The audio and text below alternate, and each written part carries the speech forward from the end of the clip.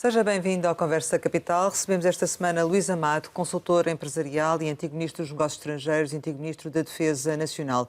Entre outras funções, foi Presidente do Conselho Geral e de Supervisão da EDP e Presidente não executivo do Conselho de Administração do BANIF. É consultor internacional. Em julho deste ano assumiu o cargo de administrador não executivo do Grupo BEL. É um destacado militante socialista, mas não é nessa qualidade que aqui está hoje, um dia depois das eleições no PS, até porque esta Conversa Capital já estava agendada há vários meses e estamos a gravar antes mesmo de saber o resultado das eleições para a liderança do PS. Seja muito bem-vindo, obrigada por estar aqui com a Antena 1 e com o Jornal de Negócios.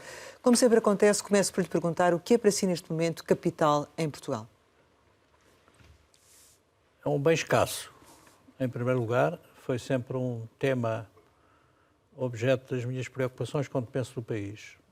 De facto, o país precisa de crescer e, para crescer, precisa de capital, precisa de investimento. E, infelizmente, a acumulação de capital em Portugal teve uma fase de vicissitudes várias e há manifestamente escassez de capital em Portugal. Quando passei pela banca, percebi a gravidade do fenómeno em termos de potencial de desenvolvimento para o país que a falta de capital representa. Teremos a oportunidade de provavelmente voltar a esse tema, mas em termos gerais o mundo e a Europa têm estado a viver um momento de ajustamento a uma nova realidade que tem a ver com a inflação e as taxas de juro. A política do BCE de aumentar rapidamente as taxas de juro começa a ter impactos negativos visíveis, até nas economias mais robustas. Do seu ponto de vista, a Europa vai conseguir resistir ou ainda cairá um pouco mais fundo antes da recuperação? Vamos ter no próximo ano uma situação de crescimento muito débil, como já temos este ano. E é provável que a Europa esteja em recessão técnica, uma vez que provavelmente dois quadrimestres estão em recessão. A Alemanha tem uma situação económica muito difícil, como sabemos, e a recessão técnica da Alemanha impacta naturalmente nas expectativas de crescimento da União Europeia. Acho que no próximo ano vamos ter crescimento muito mais frágil. Aliás, a revisão em baixa das expectativas de crescimento para a zona euro estão aí para o comprovar. Vamos ver como é que o BCE reage a esta nova expectativa relativamente à queda da inflação, que está a pressionar também os bancos centrais para anteciparem a reversão do ciclo de aumentos sucessivos das taxas de juros nos últimos 2 anos. Mas isso parece que não está muito no horizonte deles, não é? Vamos ver, porque eu habituei-me a olhar para os mercados percebendo que os mercados percebem mais do que eu, percebem mais do que nós. O papel dos bancos centrais é travar as expectativas relativamente à inflação e, portanto, é óbvio que a Sra. Lagarde faz o papel dela como o Presidente do Banco Central Europeu, como o Presidente do Banco de Inglaterra hoje mesmo. É natural que tenham necessidade de travar alguma expectativa relativamente à reversão do ciclo de aperto da política monetária que tem sido adotado. Mas eu admito que, salvo uma situação de um cisne negro que as variáveis geopolíticas nos podem apresentar subitamente, do ponto de vista dos fundamentais macroeconómicos que estamos a ver nas economias americana e na economia europeia, se na economia americana houver uma quebra significativa das taxas de juros ao longo do próximo ano, é provável que o BCE antecipe a redução das taxas. Os mercados estão a apostar vivamente nisso, mas é óbvio que o grande problema, quer da inflação, quer do crescimento, do meu ponto de vista, está nas variáveis geopolíticas, na instabilidade e na incerteza que geram, na volatilidade que geram e na especulação associada à volatilidade. Eu acho que há também muita especulação neste momento na forma como os mercados estão a olhar para a evolução das taxas de juros ao longo do próximo ano. Em termos gerais ou em alguns países Nos em concreto? Estados Unidos e em Portugal e na Europa, particularmente, a volatilidade é sempre resultante de uma grande incerteza. E a incerteza está aí, por força da instabilidade geopolítica. E a volatilidade gera sempre dinâmicas de especulação, como nós sabemos. E, portanto, é provável que haja alguma margem de especulação nesta euforia das bolsas no último mês de novembro e que se prolonga depois das decisões da Fed e do Banco Central hoje. É provável que essa euforia continue até ao final do ano. E, nesse contexto, é óbvio que há um aproveitamento especulativo daquele tipo de investidores que procura justamente momentos de desequilíbrio, de expectativas para forçar as suas apostas e as suas opções de investimento. Relativamente aos governos, como é que, do seu ponto de vista, eles devem atuar? A solução passa, nomeadamente, pela política fiscal e como? Necessariamente também pela política fiscal, porque eu acho que tem havido um desequilíbrio entre a política monetária e a política fiscal. Como sabemos, os bancos centrais têm um estatuto de independência, valha-nos isso. Do meu ponto de vista, isso é saudável, mas é óbvio que o ajustamento decorrente de condições que são muito exóticas do ponto de vista da normalidade de funcionamento de uma economia de mercado, justamente pelos impactos disruptivos dos acontecimentos geopolíticos dramáticos que temos vivido, é óbvio que nesse contexto me parece que há uma relativa especulação em relação à posição dos bancos centrais. A política fiscal tem que acompanhar a leitura dos equilíbrios macroeconómicos nacionais e, no nosso caso em particular, no caso europeu, temos que ter em consideração o processo de reforma que está em curso das regras do Pacto de Estabilidade e Crescimento, porque precisamos saber, provavelmente já na próxima semana saberemos, quais são as regras com que os orçamentos nacionais têm que se confrontar para gerir os equilíbrios necessários para manter a zona euro em relativa estabilidade, o que não vai ser fácil, como sabemos. É isso. Qual é que será a opção que do seu ponto de vista, será adotada? Eu acho que a posição da Comissão Europeia está a ser revertida numa base de negociação que tem por eixo principal, como sempre nestas matérias, o eixo entre Paris e Berlim. E o entendimento que houve entre a França e a Alemanha, em princípio, na sequência também do entendimento que houve ontem entre o governo alemão relativamente à crise orçamental decorrente da norma da decisão do Tribunal Constitucional Alemão com impacto orçamental muito significativo, eu acho que esse entendimento está feito e acho que o ajustamento num período de 4 a 7 anos, que é o que está previsto em princípio nesse acordo, acho que é suficientemente flexível para permitir os ajustamentos de variáveis que são muito diferentes de país para país. Há países que estão em procedimento de déficit excessivo, praticamente metade dos países da zona euro chegará ao fim do ano em condições de poder ser reconhecido como obrigatoriamente recorrente a um procedimento por déficit excessivo, e há outra metade que está em condições de maior equilíbrio.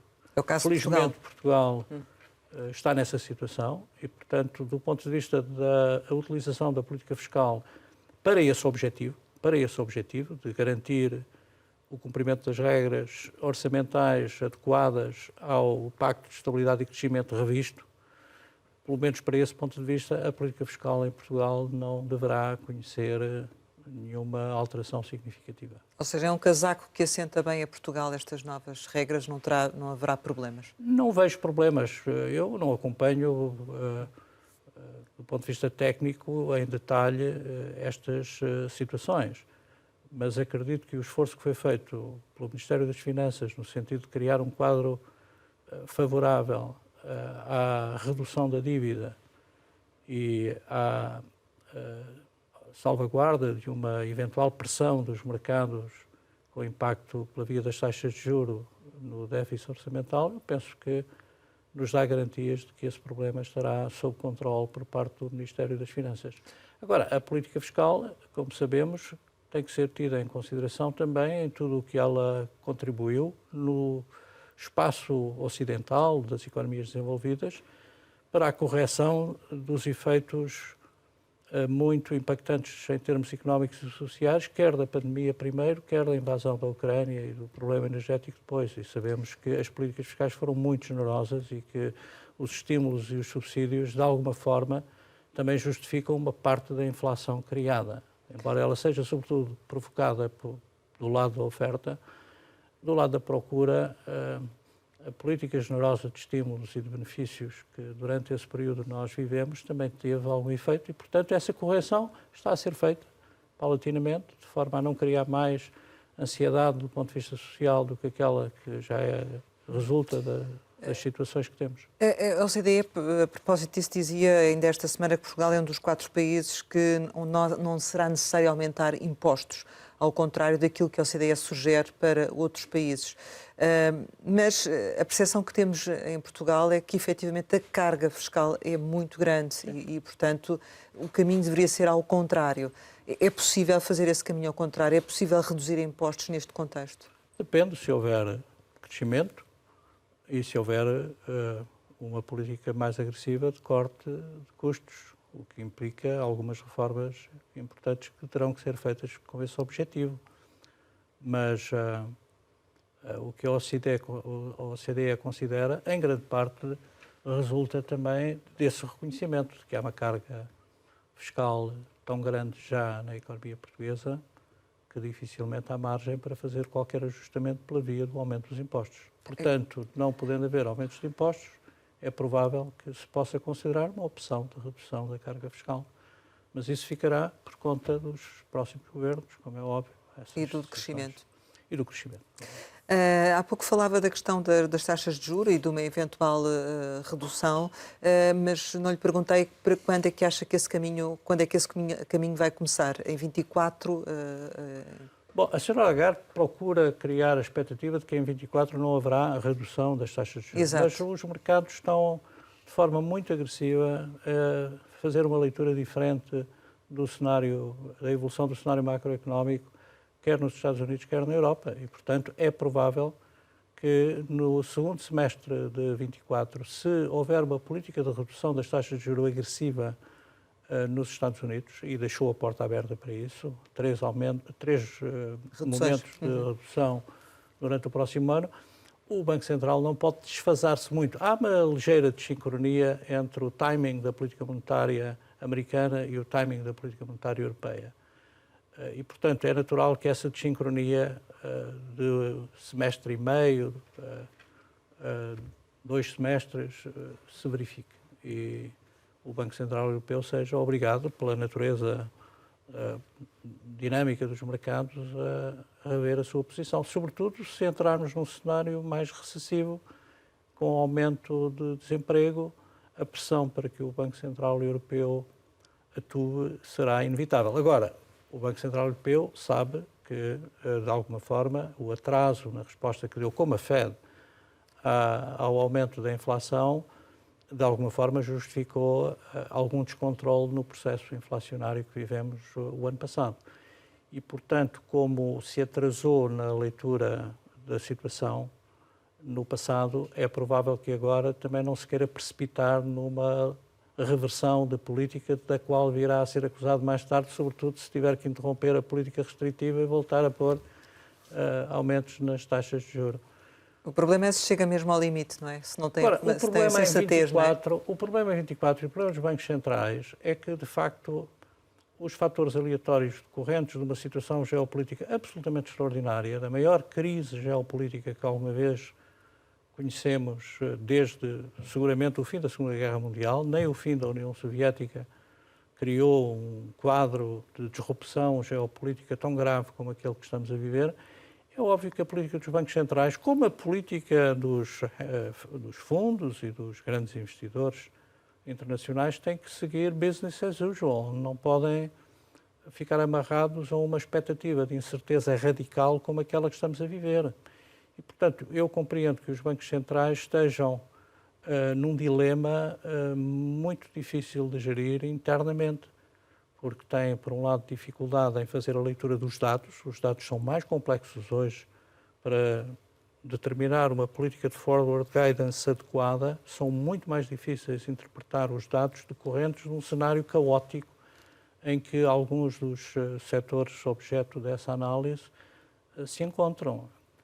Mas, ao mesmo tempo, também tem que ter em consideração o quadro recessivo que se anuncia e tem que ter em consideração a dificuldade de, eventualmente, uma crise no Médio Oriente provocar a interrupção do Estreito de Hormuz e ter o petróleo a 120 ou 130 dólares da noite para o dia, cria dinâmicas inflacionárias muito mais difíceis de gerir. Portanto, vamos ter que viver neste contexto de adaptação permanente, analisando bem a evolução dos processos estruturais, das tendências e das dinâmicas que estão criadas por este contexto absolutamente extraordinário em que estamos a viver, mas, ao mesmo tempo, os agentes económicos têm que atuar como se estivessem imunes a essa situação. Têm que salvaguardar risco e crise do ponto de vista da gestão, posições de gestão de risco e de crises que podem surgir de um momento para o outro, mas têm que atuar em função de uma dinâmica de mercados normal, estável, como se nada tivesse a acontecer à sua volta, o que não é verdade e, portanto, há um certo artificialismo em tudo isto que dificulta o processo de decisão de qualquer agente económico e dos bancos centrais, naturalmente. Nos últimos meses temos assistido a uma progressiva desaceleração da inflação, que é bastante significativa face àquilo que era a variação homóloga do ano passado. Considera que esta guerra contra a inflação está a ganha, ou pelo menos está perto de estar ganha? Não está, porque uma parte dessa inflação é induzida pelas variáveis do preço de energia. E quer a situação do preço do petróleo e do gás está muito condicionada pela dinâmica geopolítica. Os dois conflitos situam-se em regiões de grande intensidade produtiva, quer de petróleo, quer de gás. E como se viu há 2 anos, quando o início da crise da Ucrânia rebentou, é óbvio que esse impacto foi imediato. Agora o Médio Oriente nem tanto, não é? O Médio Oriente não tanto, porque há uma abordagem de adaptação dos mercados à natureza dos conflitos. Há, por enquanto, confiança de que o conflito no Médio Oriente está controlado num quadro de racionalidade estratégica dos atores, quer do Irão, quer dos Estados Unidos, quer de Israel, quer dos Estados Árabes. Esses atores, efetivamente, pelos movimentos que têm apresentado, não estão empenhados num processo de escalada, estão a abordar o conflito, que é muito complexo e muito difícil de gerir para todos eles, com muita responsabilidade, precisamente porque também identificam as dinâmicas perigosas que o escalar do conflito representa, não apenas para a região, mas também para o contexto de recuperação económica mundial que se exige. E, portanto, essa atuação permite aos atores de mercado atuar tendo em conta uma certa racionalidade estratégica para o futuro. Agora, o preço do petróleo e do gás, apesar da pressão da variável geopolítica que está sempre latente, também arbitra sempre a conformidade entre a procura e a oferta. E, de facto, a produção dos Estados Unidos aumentou imenso desde o verão, que está a aumentar sistematicamente a produção de oil and gas e, portanto, do lado da oferta, apesar da redução da OPEC e da Rússia, apesar da redução, apesar disso, a oferta continua desequilibrada relativamente a uma procura que antecipa a recessão e antecipa a diminuição em regiões fortemente dependentes de importação de petróleo. Portanto, há aqui um gap entre procura e oferta, para além do fenómeno da tensão geopolítica que subsiste e que impacta na variável do preço. É por isso que o preço não cai mais. Pode ainda cair mais se desaparecer rapidamente o fator incerto de uma dinâmica de conflito no Estreito de Hormuz que colocaria muita dificuldade ao petróleo. Portanto, a inflação ainda está longe de ser controlada e ainda é muito condicionada pela volatilidade desses mercados da energia. Sim, Porque, vamos lá ver, os circuitos de distribuição foram restabelecidos em boa medida e isso facilitou a queda ou justificou a queda da inflação no último ano. Há uma certa normalização dos circuitos de distribuição que foram profundamente afetados pela crise da pandemia primeiro e depois da crise da guerra na Ucrânia. Por outro lado, o decoupling com a economia chinesa, digamos, a expectativa de que podia haver de facto uma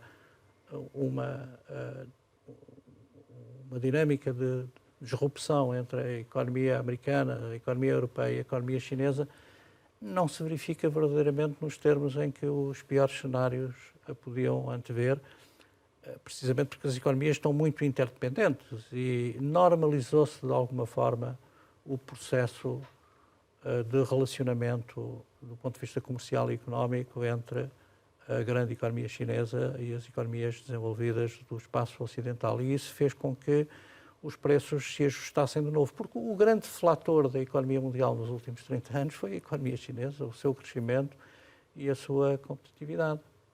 O BCE, nas últimas previsões económicas divulgadas na semana passada, prevê que a inflação deixa até à meta dos 2% em 2026. Considera que esta é uma previsão otimista ou é adequada? Depende.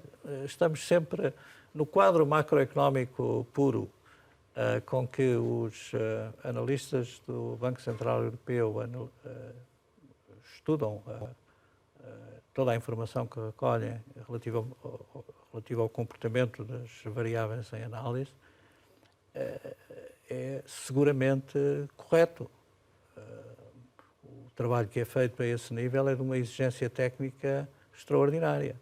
Ora, o grande problema está, na minha leitura, na situação de enquadramento geopolítico. Nós estamos numa situação horrível. As lideranças mundiais trouxeram o mundo para um processo de extraordinária gravidade relativamente à sua capacidade de controlarem esses próprios processos.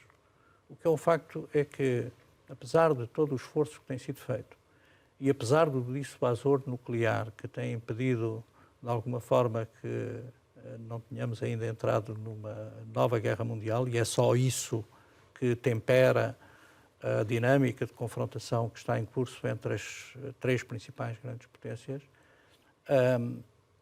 é muito difícil manter controle sobre essa dinâmica de confronto no atual contexto.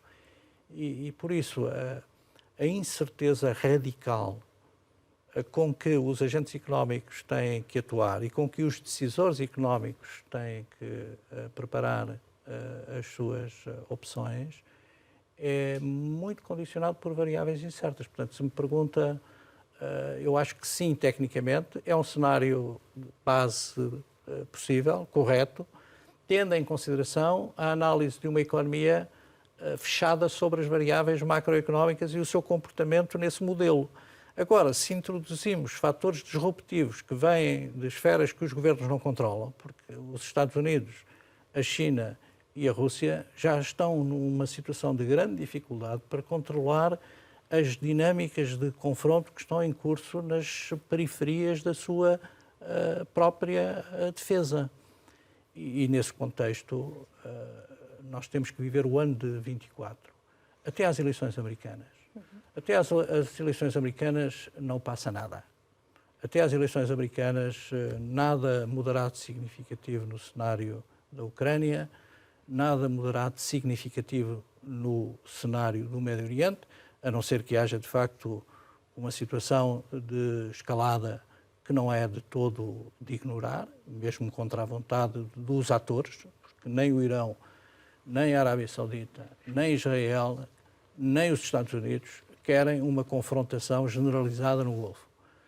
Mas não estamos livres de um acidente ou uma dinâmica descontrolada poder criar uma situação que então ponha em causa todo esse cenário macroeconómico que quer a Fed, quer a generalidade dos bancos centrais tem identificado como previsível para a queda da inflação. E partilha da ideia de que a inflação na zona euro está a ser alimentada neste momento não tanto pelos lucros, mas mais pelos salários, como tem defendido o Banco Central Europeu?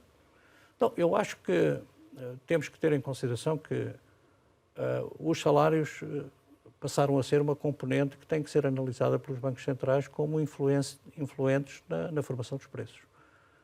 Precisamente porque, olhando para os níveis de emprego e olhando para os níveis de inflação e para a necessidade de conter as tensões sociais, não há outra forma de o fazer sem ser aumentar salários para gerir as expectativas de quem vê os seus rendimentos abruptamente diminuídos por força de taxas de inflação brutais associadas a taxas de juro para quem tem hipotecas e empréstimos para pagar elevadíssimos. E, portanto, a única forma de contrariar isso é justamente ajustando os salários. E isso tem-se verificado nos Estados Unidos, continua a verificar-se nos Estados Unidos, no Reino Unido, na economia da zona euro. Agora, o problema do capital e da remuneração do capital neste contexto é óbvio que a política monetária tem favorecido muito os rendimentos do capital, como sabemos, e é um dos fatores de perturbação do ponto de vista, digamos, do equilíbrio dos contratos sociais em vigor nas nossas democracias, essa desigualdade que a dinâmica do capitalismo na última década tem gerado entre a retribuição do capital e a retribuição do trabalho. É óbvio que aí voltaríamos à política fiscal e teríamos que ver como é que, do ponto de vista da atuação da política fiscal, se reage a essa situação num contexto de economia aberta como aquele em que vivemos. Em termos de crescimento, as previsões do Banco Central Europeu prevêem também uma revisão em baixa daquilo que era o expectável para a zona euro, tendo em conta aquilo que se observou nos últimos anos, com sucessivas pequenas crises. Diria que este cenário de policrises pode tornar-se um novo normal? Bom, de alguma forma já é um novo normal. Nós já estamos a viver numa situação de policrise, eu diria, há uma década. Eu tenho-a percebido pelo menos há uma década. Agora, a forma como as várias crises se encaixam umas nas outras e desencadeiam interações que agravam cenários em economias diferentes, como são a economia chinesa, a economia americana ou as economias europeias, ou, para não ir mais longe, nas economias de África e das economias em desenvolvimento, é óbvio que o impacto no crescimento é inevitável e por isso todas as previsões, não apenas para 24, já para 25 e para 26, têm vindo a ser sucessivamente revistas em baixo por todas as organizações que avaliam a situação económica internacional e decorre em grande parte desse contexto. Nós deixámos que o mundo entrasse numa situação, nós, quando eu digo nós deixámos, a responsabilidade primeira vai para as lideranças das grandes potências, que de facto, do meu ponto de vista, geriram mal, anteciparam erradamente alguns dos processos de decisão política no passado que têm hoje impacto. Cometeram-se erros estratégicos graves e os erros estratégicos perduram uma década, 2 décadas, uma geração, 2 gerações, é isso que estamos a viver. Mas o que é um facto é que, enquanto este processo de transformação do mundo que estamos a viver, de mudança de uma era de poder e de uma estrutura de poder para outra estrutura de poder, que durará seguramente uma década, pelo menos ainda, enquanto essa transformação estiver em curso, enquanto essa transição se estiver a verificar, temos que nos adaptar, e os agentes económicos estão a fazê-lo, a uma situação de policrise, em que a qualquer momento o descontrole relativamente a certos fatores pode provocar uma outra crise nova e inesperada, mas essa é a natureza do processo de transformação que estamos a viver. Estamos a mudar de era, estamos a mudar de uma era de poder identificado como uma ordem do Ocidente, das regras, das instituições, que garantiram uma certa estabilidade durante 80 anos no mundo, do sistema internacional, embora houvesse guerras regionais, mas estamos a passar para uma estrutura de poder diferente, pós-ocidental. O Ocidente não lidera mais a sua própria agenda de desenvolvimento e de prosperidade, de bem-estar e de progresso. Há aqui um risco de uma estagnação prolongada nas economias avançadas? Há, evidentemente que há um risco quando olhamos para níveis de crescimento muito baixos, níveis de despesa cada vez mais elevados por força, por um lado, da pressão social, pensões, salários, por outro lado, saúde, por outro lado, estamos num ambiente de guerra e, portanto, todos os Estados têm que reforçar despesas no setor militar. Portanto, temos uma situação em que se acabou o dividendo de paz, por exemplo, que conhecemos na Europa. Na Europa viveu o dividendo da paz e o contrato social europeu e a economia europeia foi em grande parte estimulada por esse dividendo da paz, em que não pagávamos o que hoje vamos ter que pagar para garantir a nossa segurança coletiva. E, portanto, quando olhamos para o mapear das despesas que a nova conjuntura internacional nos impõe, é óbvio que com estes níveis de crescimento vamos ter muita dificuldade em garantir a estabilidade orçamental necessária para isso. E quando pensamos que as nossas economias se endividaram muito, todas elas, os Estados Unidos têm uma dívida colossal, que nunca tiveram em tempo de paz, a dívida na Europa aumentou extraordinariamente nos últimos 4 anos, 3 anos. A França está extraordinariamente endividada. Vai ser um problema na zona euro o desequilíbrio entre a dívida francesa e a dívida alemã, mais cedo do que tarde, provavelmente. Quando pensamos com taxas de juros mais elevadas porque o dinheiro barato acabou, definitivamente, é óbvio que nós vamos ter constrangimentos muito maiores nas economias desenvolvidas do que tínhamos. Agora, a produtividade decorrente da revolução tecnológica que está em curso é ainda difícil de avaliar em todas as suas consequências, porque vai ter impacto na produtividade, sim, em que dimensão e escala não sabemos ainda. Há pouco falava de que, no fundo, vamos estar em stand-by até às eleições norte-americanas. Acredita que o confronto será entre Biden e Trump ou não? Vamos ver, é muito difícil já antecipar outro cenário que não seja esse, pela dinâmica que se verifica quer no Partido Democrático, quer no Partido Republicano. Mas a situação nos Estados Unidos é tão dramática, diria, que não dou por adquirido nada do que se passa no plano político. Acho que é uma caixa de surpresas, tem sido uma caixa de surpresas. Porque aparentemente Trump está a perder também apoios financeiros, não é? E isso é... Não sei, ele ganharia as eleições se as eleições fossem hoje, isso parece claro em todas as sondagens. Ganharia massivamente, ganhará provavelmente as eleições no Partido Republicano, as primárias, e será nesse contexto o candidato.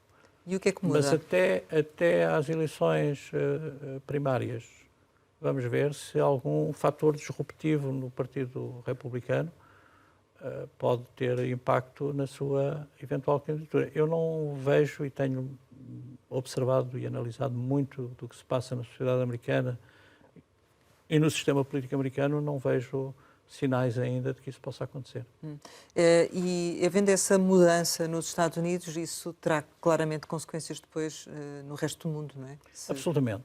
Estas eleições, enfim, muitos analistas e comentadores o têm sublinhado também em Portugal, estas eleições são de facto as eleições que mais impacto terão no desenvolvimento do sistema internacional no futuro, na forma como as situações mais críticas e mais difíceis e complexas que temos para resolver podem ser abordadas no futuro, dependendo naturalmente do resultado dessa eleição, a evolução do conflito na Ucrânia, a questão da situação muito perigosa que temos no Médio Oriente e, sem dúvida, o problema da confrontação no Mar do Sul da China e no problema de Taiwan. Vamos ver o que é que sai da eleição em Taiwan em meados de janeiro, se o partido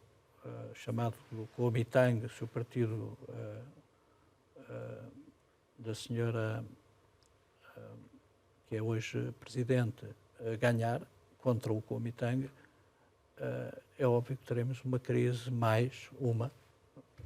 entre muitas, teremos uma crise geopolítica naquela região muito mais dramática do que já hoje temos, não é? Porque há uma nova frente de confronto agora entre os Estados Unidos e a China, com a Rússia muito alinhada com a Coreia do Norte e com a China, e esse desafio será muito, muito exigente para os Estados Unidos, nesse contexto em que tem já duas frentes para alimentar militarmente no Médio Oriente e na Europa. Nesse contexto, fez bem a União Europeia em avançar com a abertura formal de negociações de adesão à Ucrânia e à Moldova? Não tem alternativa, do meu ponto de vista. Não é? É uma questão, digamos, é uma questão política já hoje no contexto europeu e é uma questão, mais do que isso, uma questão moral face às responsabilidades que a União Europeia não deixa de ter na situação que se criou também na Ucrânia. Eu disse isso logo na primeira entrevista que dei depois do início do conflito, que a adesão da Ucrânia à União Europeia era irreversível, e vamos ver o que se passa depois na frente de combate entre o exército da Ucrânia e o exército russo. Essa linha está relativamente estabilizada, vamos entrar no inverno, é provável que a situação se mantenha com relativa estabilidade, mas nesse contexto a gestão política interna da Ucrânia pelo presidente Zelensky, sem o apoio americano e sem o apoio europeu, será fatal. A União Europeia vai ter eleições precisamente no próximo ano. Poderá haver aqui alterações significativas naquilo que é a composição do Parlamento Europeu? Haverá seguramente o reforço da extrema-direita populista no Parlamento Europeu. Isso parece um dado inquestionável face às sondagens e, digamos, esses valores dependerão muito do grau de participação que haverá nessas eleições. Mas é irrecusável a tendência de que o reforço dos partidos populistas de extrema-direita em toda a Europa é inevitável, precisamente porque a tendência está aí e, portanto... Isso inclui Portugal? Sim, Portugal, seguramente, pelos dados que vêm nas sondagens, o Chega terá, seguramente, inserindo-se nessa família, como ele próprio, o seu líder, tem feito questão de sublinhar ou de enfatizar, inserindo-se nessa família, é provável que também beneficie dessa onda de descontentamento que há nas sociedades europeias relativamente à forma como se têm gerido as expectativas das respectivas sociedades. As sociedades estão a mudar muito rapidamente. As sociedades europeias as sociedades democráticas, que assentam no princípio da liberdade individual e, portanto, um grande estímulo na capacidade criativa e de iniciativa e de impulso de cada indivíduo, essa dinâmica das sociedades democráticas abertas de transformação é brutal, não é? Quando consideramos o fenómeno democrático em si, assente na iniciativa livre, espontânea dos indivíduos, eles próprios, e nas novas dinâmicas resultantes das redes sociais e agora da internet, associada à inteligência artificial. A transformação das sociedades é tão impressionante que os partidos políticos, as instituições em geral, estão com muita dificuldade em acertar o passo na resposta aos desafios que essa transformação coloca.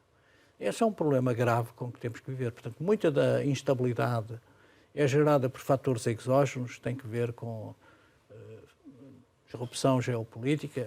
A crise pandémica teve um impacto muito grande também nessa dimensão, mas muita da transformação decorre dessa mudança na natureza das formações sociais, na textura das unidades que compõem um tecido social determinado, as comunidades rurais e, sobretudo, as comunidades urbanas estão num processo de transformação muito grande. E os partidos, as instituições, os governos, as autarquias, os Estados vão sempre atrás. Esse processo de transformação é muito rápido e, portanto, quando a política chega, já vem tarde. E por isso há sempre aqui uma margem, no fundo, anda nos 20%, 25% de descontentamento que, de alguma forma, vive desse processo de desfazamento entre as expectativas, as aspirações sociais e a capacidade de resposta das instituições e dos governos. É isso que se passa também ao nível da pressão da imigração neste momento na Europa, por exemplo? Sem dúvida. A pressão migratória, vamos lá ver, sem nenhuma reserva, o digo, a imigração é o fenómeno mais crítico com que as sociedades democráticas europeias e os Estados Unidos se confrontam. É o tema número 1 das agendas eleitorais. Quer queiramos, quer não.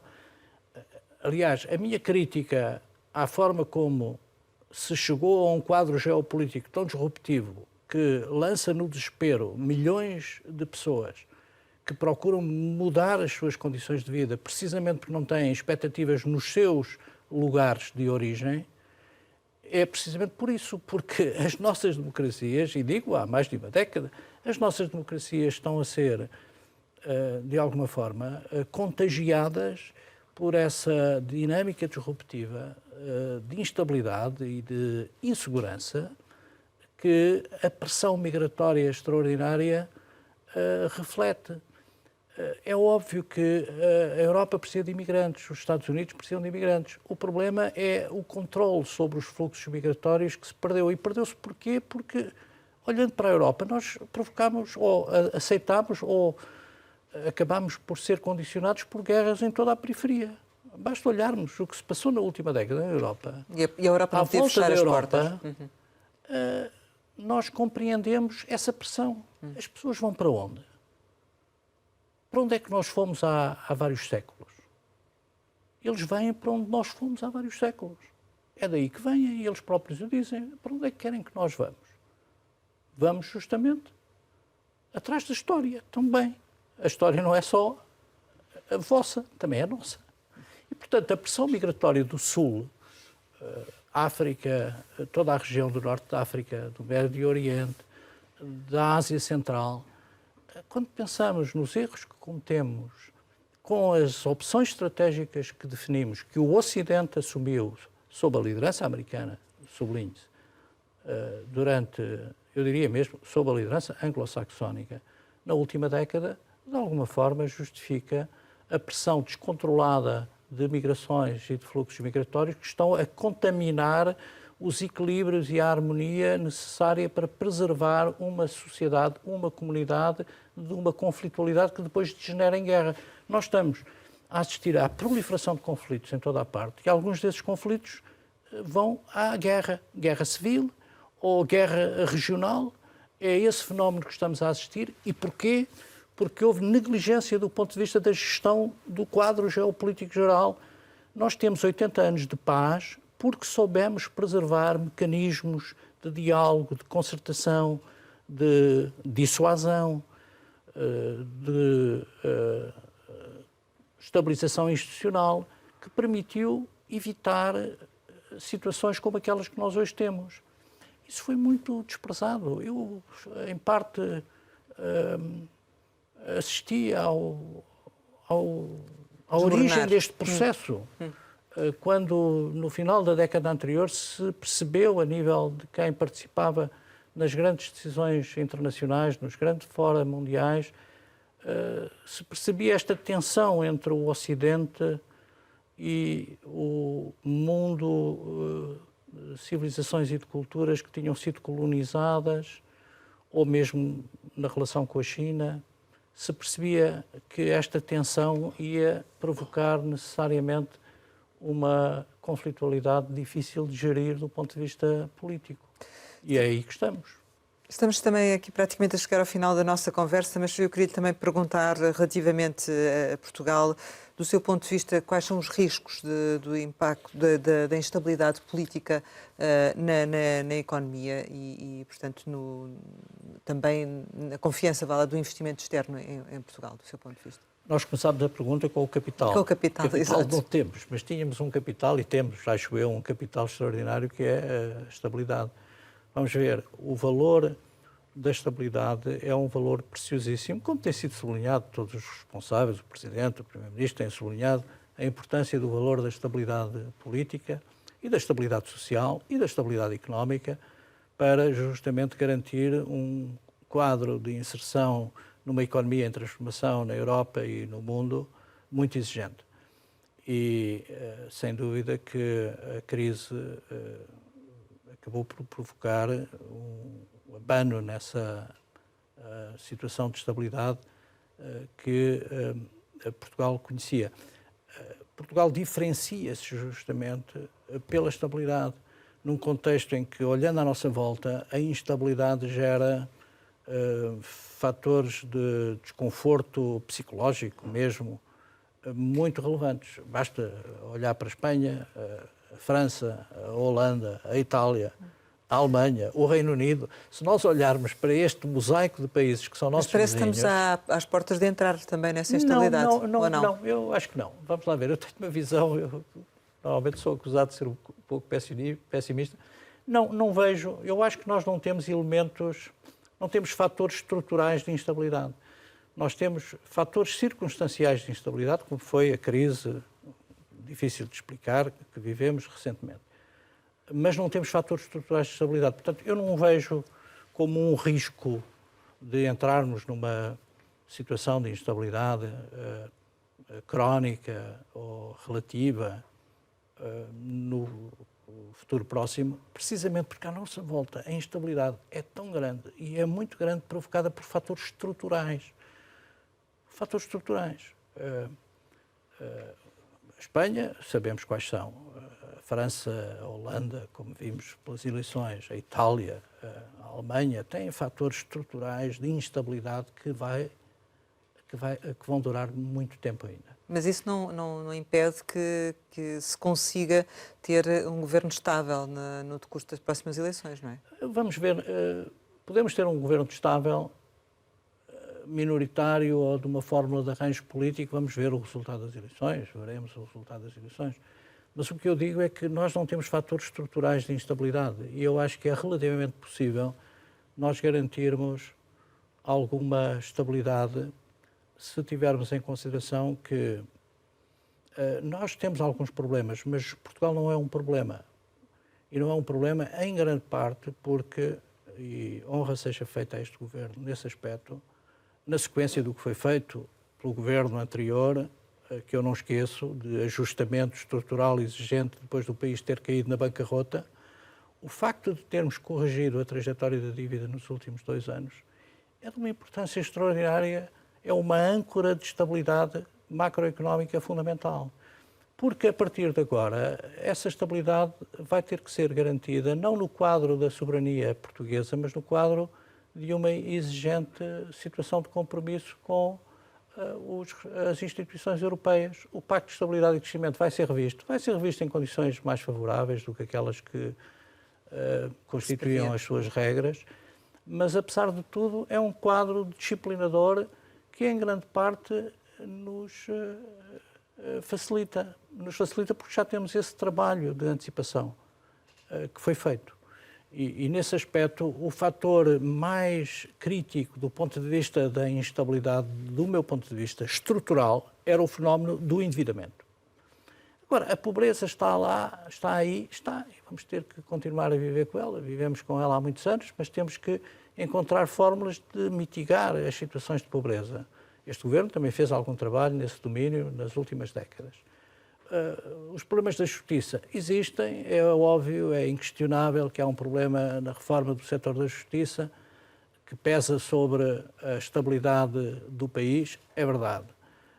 Há um problema, eventualmente, de crescimento que decorre da falta de capital e, portanto, da falta de investimento. Até por isso, a estabilidade é fundamental, porque nós temos que atrair capital externo. Sem capital externo, não havendo capital interno, não há crescimento, não há investimento e o problema da dívida agrava-se, o problema da pobreza agrava-se e os outros problemas agravam-se.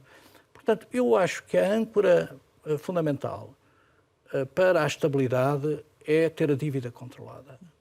A dívida, e eu vivi uma situação de bancarrota, como sabem, a dívida é a perda da liberdade, a perda da capacidade de controle do seu destino e a total hipoteca aos credores. Eu acho que, enquanto nós tivermos uma situação em que os mercados nos diferenciam por ter as contas relativamente arrumadas do ponto de vista macroeconómico, eu acho que nós estamos numa situação em que mais governo minoritário, mais de esquerda ou de centro-direita, eu acho que nós não entramos de forma alguma em processos como aqueles que o Reino Unido hoje tem, de complexidade impressionante, a França, a Espanha, a Alemanha. Vamos ver como é que a Alemanha faz a gestão de uma mudança estrutural do seu modelo económico. Portanto, nós estamos numa situação ainda de exceção. Estávamos numa situação excepcional, mas ainda estamos numa situação de exceção desde que haja juízo, desde que haja bom senso. Não é? E isso significa que, por esse trabalho de casa feito, que o PS terá condições para ganhar as próximas eleições, do seu ponto de vista? Depende da vontade dos eleitores. As sondagens dizem isso, mas eu acho que a volatilidade está em toda a parte, está nos mercados financeiros, mas está também na cabeça dos eleitores, porque eu acho que há uma grande perturbação relativamente a tudo o que se tem passado. Eu, como sabem, estou afastado da vida política partidária há 10 anos, desde que saí do governo. Dizem, aliás, às vezes aparece um nome associado às portas giratórias. Eu não tenho nada a ver com as portas giratórias, porque eu saí e não voltei a entrar. Eu afastei-me da vida política, da vida partidária, e, portanto, não tenho, de facto, uma análise cuidada, detalhada, de observação sistémica da situação política dos partidos em Portugal. Mas fez sentido. Mas eu acho que tem condições Sim. pelas sondagens que vejo, acho que tem condições para se manter no governo, mas isso depende da vontade dos eleitores. E depende também do próximo líder, não é? Sim, terá influência. Tem alguma preferência? Bom, vamos lá ver. Eu conheço bem o José Luís Carneiro e tenho uma relação que toda a gente me identifica mais com ele do que com o Pedro Nuno Santos. Eu não conheço o Pedro Nuno Santos. Aprecio algumas qualidades de liderança que tem. Está muito colada a imagem de impulsos que a sua juventude provavelmente justificou, mas acho que está rodeado também de apoios de pessoas com credibilidade, experiência e com bom senso. E eu acho que as qualidades de liderança, visão é importante, ambição é importante, recursos é importante, mas o bom senso é uma qualidade fundamental. E, portanto, acredito que com um ou outro o Partido Socialista continuará a ter condições de garantir a estabilidade necessária para que o país encontre o seu caminho num labirinto muito perigoso como aquele em que nós estamos a entrar na Europa.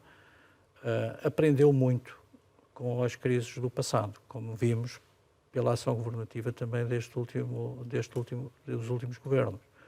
E eu acho que essa experiência também conta, mas se vier um governo diferente, os fundamentais da estabilidade do país, desde que haja bom senso nas lideranças, eu acho que esses fundamentais nos permitem gerir com uma expectativa positiva o nosso futuro coletivo. Mas teria sido preferível não ir para eleições e manter o governo PS, evitando esta situação? Eu não sei o que é que se passou, acho também que ninguém sabe, mas isso depende naturalmente Acho que foi uma precipitação tudo, mas acho que isso depende de decisões e posições individuais que os próprios podem justificar, porque há sempre uma margem de subjetividade muito grande e eu não tenho informações que me permitam fazer um juízo sobre essa natureza. Não sei se de facto, em abstrato é óbvio que o país estava numa situação de estabilidade, tinha um governo para mais de 3 anos. De maioria absoluta. De maioria absoluta. E, portanto, esse valor, que era um valor inestimável relativamente às opções dos investidores, sobretudo que ainda acreditam no país e aqui procuram investir, era considerado. E houve muita desorientação nos dias seguintes, precisamente por uma inesperada crise que tivemos. Mas, como lhe digo, eu estou no essencial, otimista relativamente à capacidade do país encontrar uma fórmula política ajustada às necessidades de resposta a grandes desafios que o país tem pela frente. Daquilo que é a sua experiência internacional, as aspirações europeias de António Costa desvaneceram-se, morreram? Não, parece-me que estão de novo na ordem do dia, tanto quanto se percebe, e eu acho que se ele próprio reconhece que tem condições, se o Presidente da República reconhece que tem condições, eu sempre o disse, ele desempenhará qualquer cargo a nível europeu com grande capacidade e com a experiência política que tem, não fará pior do que ninguém. Não. Chegamos ao final e, como habitualmente, costumamos lançar algumas palavras para uma resposta rápida. A primeira é Porto de Mós. Porto de Mós é o meu berço e o meu cemitério. O poder e as pedras. Bom, sabe que o poder nunca me viciou. E nunca me viciou porque eu tenho o vício das pedras. Escultura. É uma paixão. António Guterres. É uma referência da minha própria vida pessoal. Mário Centeno. Não o conheço bem, mas respeito o seu trabalho como Ministro das Finanças. TAP. Eu adoro a TAP, sou cliente da TAP, mas a TAP é de facto sempre um enigma. Memórias. Tenho muitas. Tempos livres. Aproveito-os bem. Família. Também. Portugal. Outra paixão. Luís Amado, muito obrigado por ter estado aqui com a Antena 1 e com o Jornal Negócios. Pode rever este Conversa Capital em www.rtp.pt. Regressamos para a semana, sempre neste dia, esta hora, e claro, contamos consigo.